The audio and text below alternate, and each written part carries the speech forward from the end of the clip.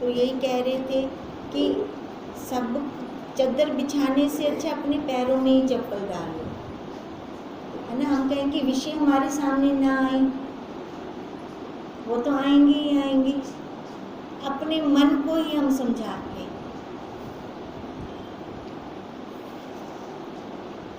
जब दृश्य जगत की ओर से मन को रोकोगे तब वृत्ति संबित ज्ञान की ओर आवेगी। जब संबित ज्ञान की ओर आई तब तुमको परम उदारता प्राप्त होगी। उदारता तो यही है कि हम अपने आप से ईमानदारी करें।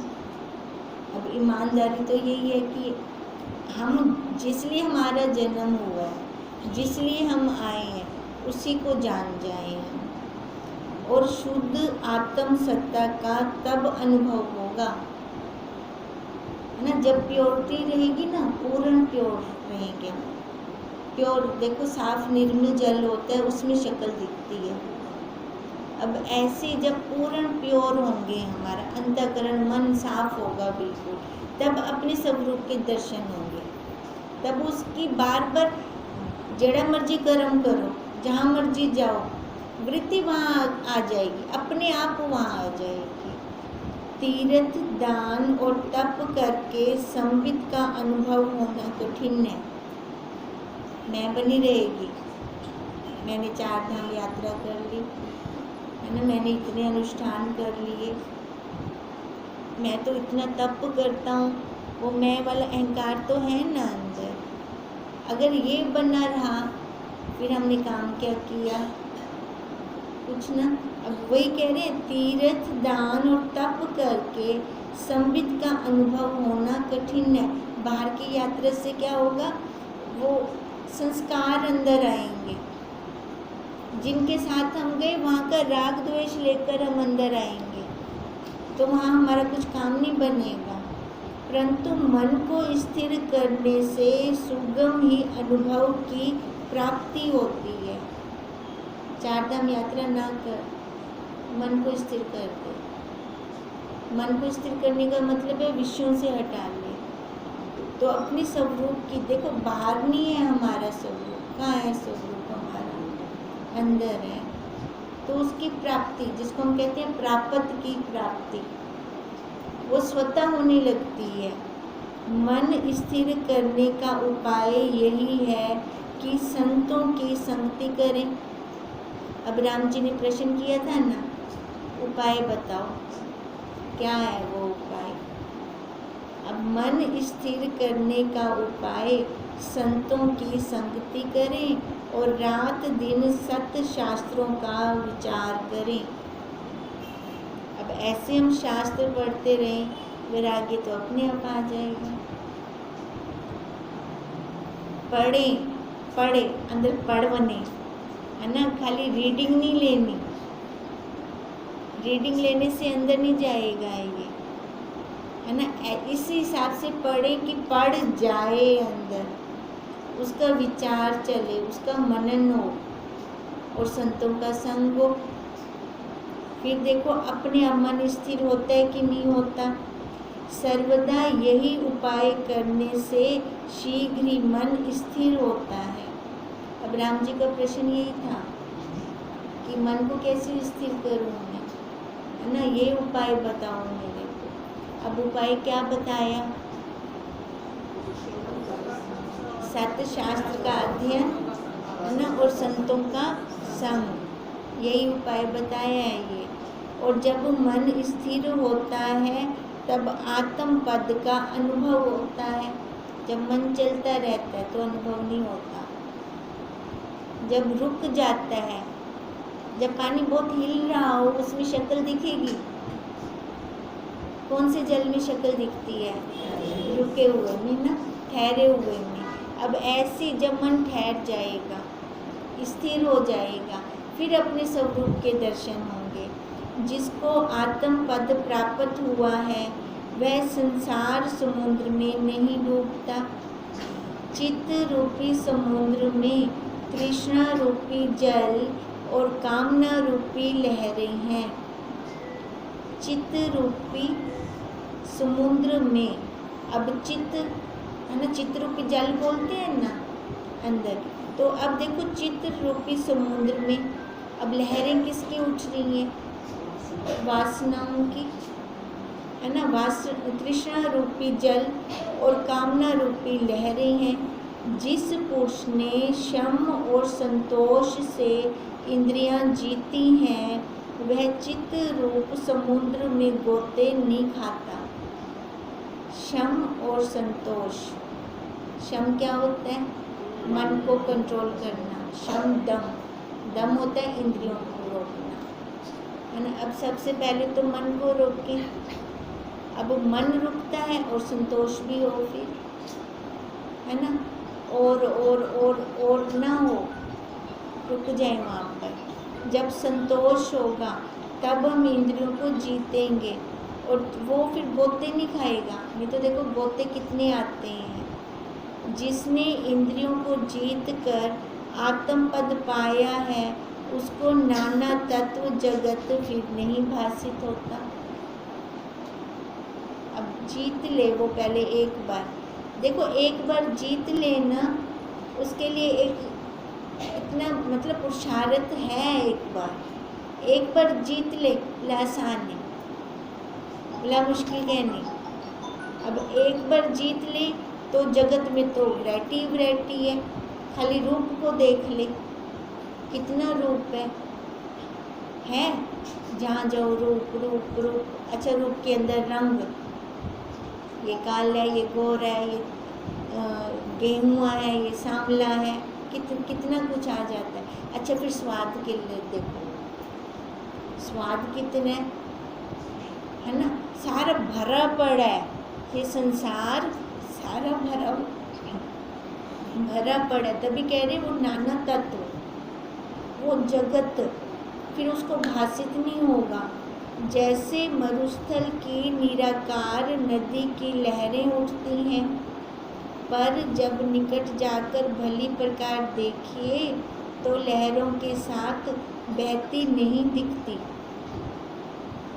दूर से तो दिख रही है मरुस्थल के अंदर रेत के कण है, रेत के कण के ऊपर चमक पड़ रही है सूरज के किरणों की, तो हमें वो जल जैसा प्रतीत होता है, पर होता तो नहीं।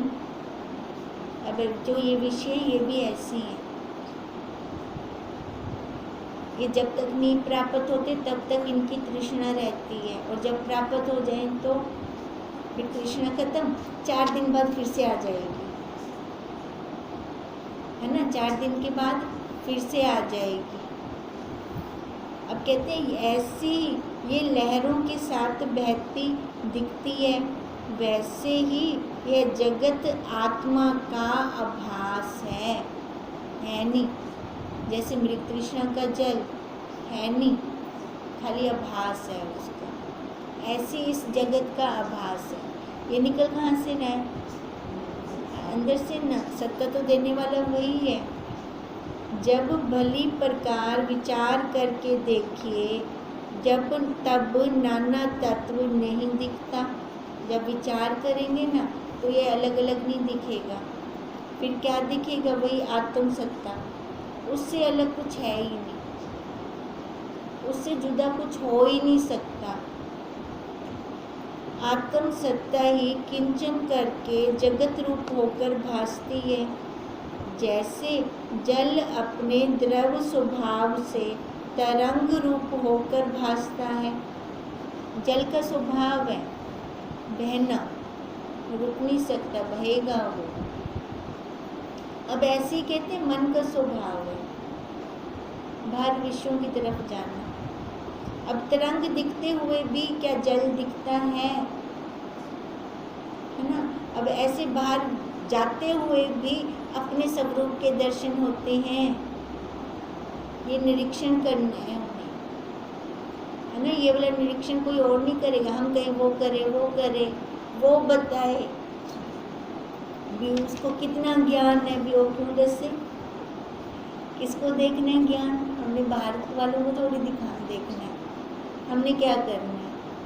हमने अपने आप को देखना है ना। हम अपने आप को देखकर ऊपर उठेंगे। अब इतना हो गया ना, उससे आगे, अब उससे आगे, ऐसे चलते चलते अपनी मंजिल आएगी? दूसरों को देखने से आएगी? नहीं, दूसरों को देखने से नहीं आती, अहंकार आता है। उससे तो पहले छूटना चाहते हैं हम, छूटना चाहते हैं इस अहंकार से कि बस पहले इतना ही ने भटका देता है, अब और नहीं भटकना मेरे को। जैसे जल अपने द्रव स्वभाव से तरंग रूप होकर भासता है, वैसे ही आत्म सत्ता चेतनता से जगत रूप होकर भासती है। जगत देखते हुए भी दृष्टि कहाँ रहे? सब रूप में, है ना। जैसे कहते हैं गहने देखते हुए भी दृष्टि कहाँ हो? सोने के ऊपर। अगर ऐसी हमारी दृष्टि बन जाती है फिर तो हम बंधन में है ही नहीं, फिर तो हम मुक्त है। हमें वैसे भी किसी ने बांध के नहीं रखा होगा। किसी ने बांधा है हमें? नहीं, हम खुद ही बंधन में हैं। हे राम, जब आत्म बोध होता है तब फिर दृश्य भरम नहीं भासता। फिर तो मतलब आत्म बोध में जब, जैसे कहते हैं ना पक्का घड़ा जहाँ मर्जी रहे, वो अपना आकार तो नहीं बदलेगा, शेप तो नहीं बदलेगी उस घड़े की, है ना। कच्चे घड़े की बदल जाती है ना आकार, शेप उसकी बदल जाती है। अब ऐसी कह रही हैं कि हे राम, जब आत्म बोध होता है फिर दृश्य भरम नहीं भासता। वो जहाँ जाएगा उसको अपना ही लगेगा, वही उस बाहर के रूप में भी उसके दर्शन करेगा, वो विश्व रूप परमात्मा को देखेगा। वो जैसे सकार रूप नदी का भाव निवृत्त होता है तो फिर बहती है, और निराकार नदी का सद्भाव निवृत्त होता है। सकार रूप नदी का भाव निवृत्त होता है तो फिर बहती है ना। तब हमें क्या दिख रहा होता है? जल है, बहना है ना। तो वही कह रही है, तब वो नदी वाला भाव तो नहीं रहता, जल वाला ही भाव रहता है, वो बहती है। और जो निराकार नदी का सद्भाव निवृत्त हो जाता है ना। सकार रूप से मैं देख रही हूँ वहाँ पर, है ना, जल है ना वहाँ। हाँ, अब यहाँ पे बैठ के मैं निराकार रूप से उस नदी को देखूंगी। जब सकार रूप में वहाँ पहुँचकर देख रही हूँ तो तब नदी वाला भाव नहीं रहेगा, तब किसका रहेगा? जल वाला भाव रहेगा, बहते हुए, है ना। अब देखो, आप इसको देख रहे हो, ये आपको देख रही है ना। कैसे देख रही है?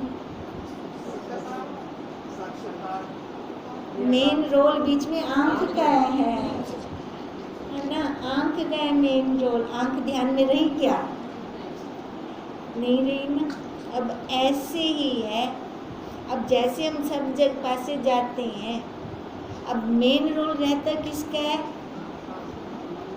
उस सत्ता का, हम उसको नहीं देख पाते, है ना। अब मेन रोल तो इस आंख का है ना, पर आंख का नहीं ध्यान अब हमें, है ना। अब ध्यान जो सामने रूप दिख रहा है, दिखा किसके कारण जा रहा है? पहले तो आंख है ना, वो आंख के बाद वो सत्ता है ना। आंख तो ध्यान में ही नहीं है, मैं ही कारण रूप देखती हुई है ना। अब ऐसे ही उसके द्वारा मैं देख, उसके द्वारा ये सारी इंद्रियां चल रही है, पर वो ध्यान में कहेंगे। ध्यान में क्या है? मैं, है ना, मैं बनी पड़ी है, वो ध्यान में है। निराकार मृग तृष्णा की नदी जब ज्यों की त्यों जानो तब फिर सत्य नहीं होती। अब कहते हैं पहले तो मैं सकार रूप में मैंने नदी को देख लिया, सकार रूप में देखा तो मैंने उसका बहना देखा, वो नदी वाला भाव निवृत्त हो गया। ठीक है। अब जैसे हम देख तो आँख से रही हैं, पर आँख वाला भाव नहीं है हमारे अंदर। मैं आँख ना लेकर दी है ना, सारा दृश्य देखा जा रहा है। अब पहले जो साकार रूप से नदी का भाव देखा, नदी को देखा, तो नदी वाला भाव नहीं था वहाँ पर, वहाँ जल ही जल दिख रहा था। अब जब निराकार रूप से मृग तृष्णा की नदी को जब जानते हैं तब वो सत्य नहीं होती। अब जो कहते हैं निराकार से मैं देख रही हूँ, तो वहाँ सद्भाव होता है। निराकार से अब यहाँ बैठकर हम देख रहे हैं उस नदी को, अब जल तो बहना नहीं है ना अपने आगे, ठीक है, अब खाली उसका सद्भाव है। अब उस सद्भाव के कारण मेरे को मृग तृष्णा की नदी दिख रही है। क्यों? क्योंकि वो वाले संस्कार हैं अंदर, संस्कार है ना। जैसे हम पहले कह रहे थे भी जिसने सांप को देखा है उसको रस्सी में सांप दिखेगा, जिसने सांप को देखा ही नहीं, जितना मर्जी अंधकार हो, जो सांप को जानता ही नहीं है, जिन्हें मर्जी मंद अंधकार में भुलेखा लगता है ना, तो उसको भुलेखा लग सकता है क्या? उसको तो रस्सी ही दिखेगी ना। अब ऐसी ये हमें भुलेखा लग गया है क्योंकि हमने देख लिया है इस जगत के, ये संस्कार अंदर चले गए हैं। बचपन में हम भी बच्चों के अंदर, हमारे अंदर डाले गए थे, फिर आगे हमने भी डाल दिए। ये कौन है बता, ये मम्मी है, ये पापा है, तो हम क्या करते थे वहाँ पे? बच्चों के साथ क्या किया हमने? डाले ना ये संस्कार, है ना, हमने ही डाले। ऐसे इधर भी डाले गए, थोड़ा दिन वो कट थोड़ी नहीं जल्दी कि में निकले, है ना। जैसे शुरू में जो चीज़ डाली जाती है वो पक्की हो जाती है ना। अब वही ये जगत वाले संस्कार इतने पक्के हो गए कि अब हमें मंद अंधकार में भी वो वैसे दिखते हैं, असलियत नहीं दिखती। मंद अंधकार क्या हुआ? आधा ज्ञान और आधा अज्ञान, ये हो गया हमारा मंद अंधकार। अब मंद अंधकार के अंदर हमें अपना स्वरूप नहीं दिखता, हमें क्या दिखता है? संसार ही दिखता है। ये यथार्थ मिले, अब यथार्थ रस्सी मिले, भी रस्सी है, वो यथार्थ कब मिला? जब लाइट ऑन की, पूर्ण प्रकाश हुआ, तब जाके वो हमने उसको जाना, रस्सी है सब कहने, और थे भी पूर्ण प्रकाश थी वे, है ना। वही पूर्ण प्रकाश हो अंदर, फिर मैं जानूंगी, क्या जानूंगी? मैं ब्रह्म हूँ, मैं ये नहीं हूँ, ये नाम रूप आकार नहीं हूँ मैं, है ना, तब जानूंगी ना। तो उसके लिए ये उपाय कर रही हैं, मन को स्थिर करने के ये उपाय कर रही हैं। हे राम, वास्तव में ना कर्म है, ना इंद्रिया है, ना कर्ता है, अर्थात कुछ उपजा नहीं। जैसे स्वप्न में नाना प्रकार की क्रिया और कर्म दिखते हैं, परंतु सब आकाश रूप है। स्वप्न के अंदर कितना कुछ होता है, ये शरीर वाला होता है, सारा होता है, आकारों सहित तो होते हैं ना, मैं भी और दूसरे भी। अब जब जागते हैं तो वो आकार कहाँ गए? कितने आकार है? अच्छा, सोई तो मैं चारपाई में थी, लाइट भी बंद थी, अंधेरे में मैं कहाँ प्रकाश रूप होकर देख आई? मेरे स्वप्न में तो प्रकाश था। अब जब जागी तामी अंधेरा है, तो वो कहाँ गया सारा? किधर गया सारा? वो इंद्रियों वाले कहाँ गए सारे? लय हो गए, जहाँ से निकले थे, निकले तो थे ना, इतना तो हम मानते हैं, पर वो कहाँ गए? जहाँ से निकले थे वहाँ गए, ठीक है। अब ऐसे ही कहते हैं, ये जितों निकले उतनी चलिए, वैसे तो क्यों भटक देगी, है ना। हम ही भटक रहे हैं। अब भटकना क्या है कि मन में हमने ये सच्चा बिठा लिया। अब मन के अंदर ये सच्चा बना ले तो फिर अपना काम कैसे बनेगा? अपना काम बन ही नहीं सकता। ये दृढ़ता है, ये सब मिथ्या है, ये स्वप्न है, वैसे स्वप्न ही है। पहले के 2 मिनट कहाँ गए? हम दिखा सकते हैं? नहीं। वो बंद आंख का स्वप्न था, ये खुली आंख का स्वप्न है। अब इस खुली आंख के स्वप्न को स्वप्न मानते हैं? बताओ कि कौन सा संबंध सच्चा है? निकालो कोई संबंध जो सच्चा निकल आए। है? स्वप्न दापे थी है ना। संबंधों के पीछे तो हम मर रहे हैं ना, तभी तो हम उसके पीछे तो फंसे पड़े हैं। कोई संबंध सच्चा नहीं है। जैसे स्वप्न के अंदर कुछ सच्चा नहीं होता, उसकी तो दृढ़ता है, अब इसकी भी दृढ़ता हो जाए। सीधे सीधे नहीं समझते, इन्हें समझो बोला है ना। संबंधों का अनुभूति तो सभी को है ना, तो कोई संबंध सच्चा नहीं निकला आज तक हमारा।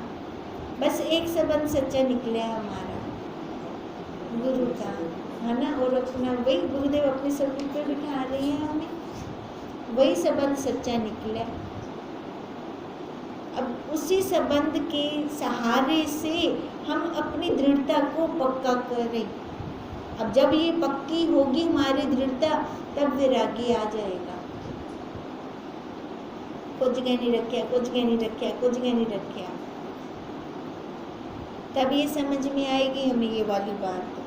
हे राम, वास्तव में ना कर्म है, ना इंद्रिया है, ना करता है, अर्थात कुछ उपजा नहीं। जैसे स्वप्न में नाना प्रकार की क्रिया और कर्म दिखते हैं, परंतु सब आकाश रूप है, कुछ बना नहीं, वैसे ही है जाने। दृढ़ करना है हमें बस। ये सब स्वप्न है, जा रहा है, जा रहा है, जा रहा है। आकाश रूप आत्मा में आकाश रूप जगत स्थित है। अब आत्मा को भी नहीं दिखा सकते, ना किसी की आत्मा को देख सकते हैं। अब उस आकाश रूप आत्मा में अब जगत कहाँ स्थित है? और डॉक्टर जो स्टंट डालते हैं वो दिखाएं भी, हिंदी अंदर में कोई ना सारा जगत दिखे, इसके अंदर मेरे को कम दिखा है, इसके अंदर ज़्यादा दिखा है, दिखाएं वो तो चीरफाड़ करते हैं ना पूरा, उनको भी नहीं दिखता। तो कहते हैं आत्मा भी आकाश रूप है और ये जगत भी आकाश रूप होकर उसमें स्थित है। जैसे अवयवी और अवयव में भेद नहीं, है ना। अब अंग है ना हमारे, है ना। अब इसमें हम इसको शरीर बोल देते हैं या अंग बोल देते हैं, क्या भेद है वो एक। वैसे ही आत्मा और जगत में कुछ भेद नहीं। और जैसे अवयव अवयवी का रूप है, वैसे ही जगत आत्मा का रूप है। तभी हम इसको विश्व रूप परमात्मा बोलते हैं। अगर उस परमात्मा के दर्शन करने हैं ना, तो कहाँ करेंगे? विश्व रूप परमात्मा में, ब्रह्मांड में वो परमात्मा, ठीक है। और एक पिंड में वो आत्मा, इन दोनों का मिलान है। जब आत्मा में स्थित होगी, तब अहम त्वम आदि शब्दों का अभाव हो जाएगा और द्वैत अद्वैत शब्द भी ना रहेंगे, मेरा तेरा भी नहीं रहेगा, है ना। जब उसमें हमारी दृढ़ता हो जाएगी। द्वैत अद्वैत शब्द भी अज्ञानी को समझाने के लिए कहे गई हैं, है ना। नहीं तो है तो दोनों उसी के ही। जो वृद्ध ज्ञानवान हैं वे इन शब्दों पर हंसते और कहते हैं कि अद्वैत मात्र में इन शब्दों का प्रवेश कहाँ है। तो खाली समझाने के लिए बोला जाता है। अद्वैत को तब लिया द्वैत की अपेक्षा से। वो कहते हैं द्वैत भी उसी के अंदर है ना। साधु भी उसकी सत्ता में है, साधु को भी वो सत्ता दे रहा है, चोर को भी वो सत्ता दे रहा है। अगर उसको चोर को लगता है ये अच्छा नहीं है तो उसको सत्ता ना देता, पर उसने ऐसा किया नहीं। चोर को भी उसने सत्ता दी, किस लिए दी? क्या पता है सुधर बने, क्या पता है मेरे को याद कर ली नहीं, क्या पता है मेरे पास से मोड़ आवे, है ना, इसलिए नहीं सत्ता दी ना उसने, चोर को भी उसने सत्ता दी, लास्ट मोमेंट तक वो सत्ता दे रहा था उसको, उसने साथ नहीं छोड़ा। तो फिर हम क्यों किसी का साथ छोड़ दें, है ना। सारा क्या चल रहा है, गुणों का ही तो चल रहा है, गुण है ना, सत्य रजतम, 3 गुण हैं। तो क्यों किसी से राग करना, क्यों किसी से द्वेष करना। तभी ज्ञानवान लोग हंसते हैं। जिनको यह अवस्था प्राप्त हुई है उनको न बंधन है न मोक्ष है। मोक्ष भी तो बंधन की अपेक्षा से कहा, नहीं तो कहाँ है मोक्ष, कहाँ पर है बंधन, दिखाए हम, दिखा सकते हैं नहीं, ये तो हम ही खुद बंधन में भावों से बंधे पड़े हैं। अगर भाव ही अपने बदल दें तो बदलना आसान है ना, बदला नहीं लेना किसी से, बदलना, हम अपने आप को बदलें। हम कहीं सामने वाला बदले भी, क्यों बदले वो, हम बदले, हम बदलेंगे तो हमें प्रसन्नता होगी, संतोष होगा, और जो आत्मिक शांति मिलेगी वो हमें मिलेगी, उसको थोड़ी मिलेगी, है ना। अब डिपेंड तो यही करते हैं ना, हम क्यों यहाँ आते हैं, किस लिए इकट्ठे होते हैं, संतोष के लिए ना, आत्मिक शांति पाने के लिए आते हैं ना। हे राम, सुषुप्ति और तुरीय अवस्था में कुछ थोड़ा ही भेद है। सुषुप्ति और तुरीय अवस्था में कुछ थोड़ा ही भेद है। सुषुप्ति में अज्ञान और जड़ता रहती है ना, थोड़ा सा भेद है दोनों के अंदर। सुषुप्ति हमारी अज्ञान की होती है। कैसे, जब हम थक जाते हैं, इंद्रियों से काम कर कर के जब थक जाते हैं, है ना, फिर सोते हैं तो एकदम गहरी नींद आ जाती है, और जब उठते हैं फिर एकदम फ्रेश होकर उठते हैं, वो एनर्जी भर देते हैं इन इंद्रियों में, फिर से, है ना, रिफिल कर देते हैं वो अपनी फिर। और जो तुरीय अवस्था होती है वो ज्ञान की होती है ना, उसमें इंद्रियों से थक कर सोना नहीं होता। जागृत में, अब जब हम सुषुप्ति अवस्था में होते हैं, इंद्रियों से थक कर सोते हैं, तब कुछ नहीं भान होता, ना मैं मेरा, ना घर बार, ना बच्चा परिवार, कुछ भी नहीं होता, है ना, एकदम रिलैक्स, पता भी नहीं होता, रिलैक्स भी नहीं होता उस अवस्था में, गहरी सुषुप्ति होती है। और जो ज्ञानवान होते हैं, जो तुरीय अवस्था के अंदर हैं, उनको भी गहरी सुषुप्ति होती है, वो सोए पड़े होते हैं अपने घर बार से, है ना, कारोबार से, उनको कुछ लेन देन नहीं होता। जागृत अवस्था में सुषुप्ति होती है तो उनको कितना संतोष रहता होगा। वह चैतन्य अनुभव सत्ता रूप है।